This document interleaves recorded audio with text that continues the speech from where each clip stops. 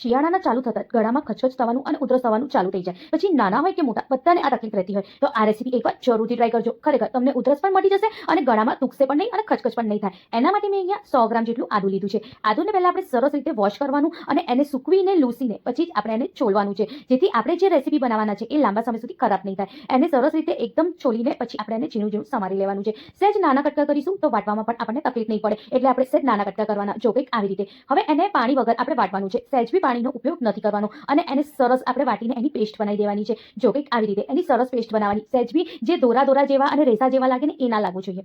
હવે એક nonstick pen લઈશું. નોનસ્ટિક પેનમાં એક વાટકી જેટલું કે 1 કપ મેજરિંગ કપ જેટલું આપણે ગોળ લેવાનું છે.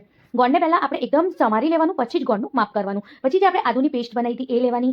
1 ચમચી જેટલું મીઠું, અડધી ચમચી જેટલું હળદર.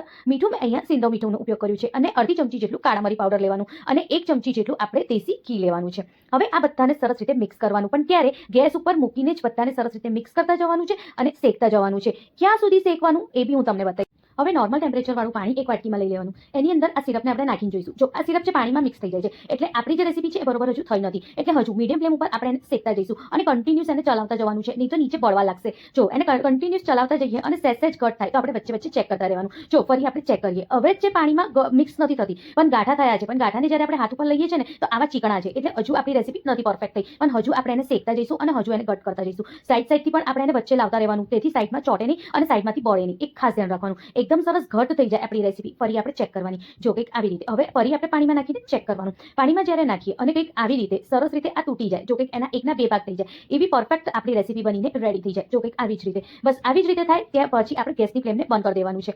ગેસની ફ્લેમને બંધ કર્યા પછી એકવાર સરસ રીતે મિક્સ કરવાનું, જેથી કુકિંગ પ્રોસેસ બંધ થઈ જાય. બસ હવે એને આપણે ગેસ પરથી નીચે લઈ લેવાનું, નહીં તો હજુ આ જે કુકિંગ પ્રોસેસ છે ચાલુ.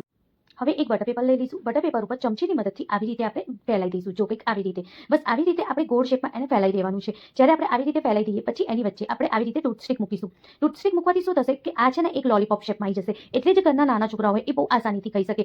ઉધરસનો તો આ એક રામબાણ ઇલાજ છે. આને ખાવાથી ખરેખર સહેજ બી ગળામાં નહીં દુખે કે સહેજ બી ઉધરસ નહીં આવે. આની એક હું તમને બીજી રીત પણ બતાવું છું. આવી રીતે થોડો ભાગ લઈને આવી રીતે ગોળીઓ વાળી દેવાની. તમે આવી રીતે ગોળીઓ પણ બનાવીને મૂકી શકો છો. હવે ટૂથસ્ટિક વચ્ચે ભરાઈને હાથ ઉપર કંઈક આવી રીતે આપણે એને ફેલાઈ દેવાનું છે અને આ એની બહુ જ સરસ આપણી કેન્ડી બનીને રેડી થઈ જશે. આવી રીતે તમે બહુ બધી કેન્ડી કે લોલીપોપ બનાવી શકો છો અને બહુ જ આસાનીથી. છોકરાઓ જ્યારે આને ચૂસીને ખાશે ને તો છોકરાઓને ખરેખર ગળામાં બી નહીં દુખે અને ઉધરસ બી નહીં આવે. આ નાના ખાય કે મોટા ખાય બધા માટે બહુ જ ગુણકારી છે. આ ઉધરસ માટેનું એક રામબાણ ઇલાજ છે. એને આપણે ઘરેલું નુસ્ખા કહીએ છીએ. આને ખાવાથી ખરેખર આપણા શરીરમાં ફાયદા થવાના છે, કોઈ નુકસાન નથી થવાના. અને તમે 1 મહિના સુધી સ્ટોર પણ કરી શકો છો. થેન્ક